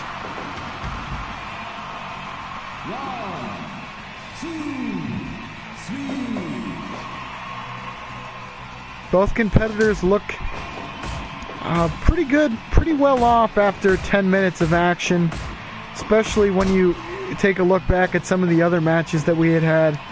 At the 10-minute mark, it really, you thought to yourself, this one can't go on too much longer. But I will say, so far no one's, eaten too much damage, and I think it's really anyone's match, although Ospreay seems to be in good position to take it to 4th, maybe 5th gear and really close this one out. And right as I say that, he almost gets a pinfall victory.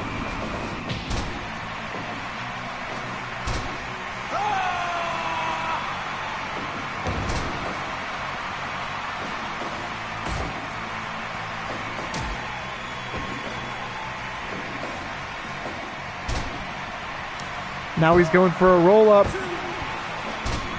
Only gets a 2 count.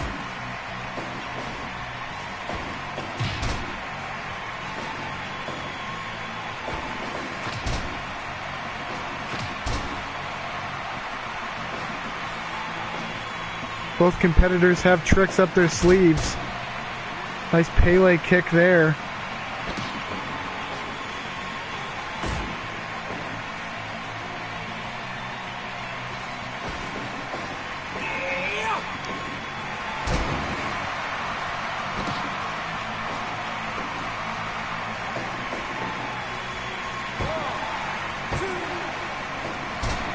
And Ospreay nearly ends the match right there. Kawada is looking to get back into the driver's seat somehow.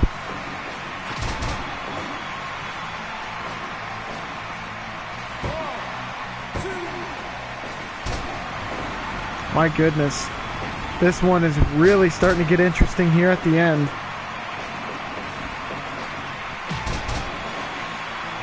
And Ospreay's offense, just not enough can be said about how dynamic he is offensively.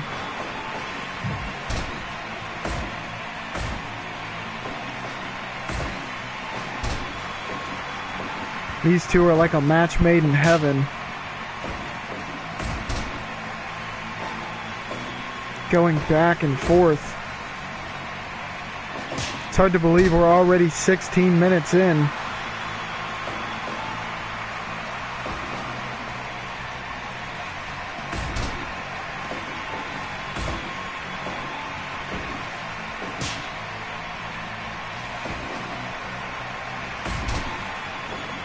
I wouldn't count either of these two out. They're definitely, wow, what a brain buster there. Now a side suplex. He's going to go for a pin. Couldn't bridge into it. And there it is. Kawada gets 2 points to end day one. And what a day one it was. So, thank you all for joining. I hope that you did, enjoy this broadcast. Day one is over. Be on the lookout for day two fairly soon. Perhaps tomorrow, maybe Wednesday or Friday. But again, thanks for joining. I hope you enjoyed day one. And again, be on the lookout for matchups to come for day two. See ya, and I will catch you on the flippity flute.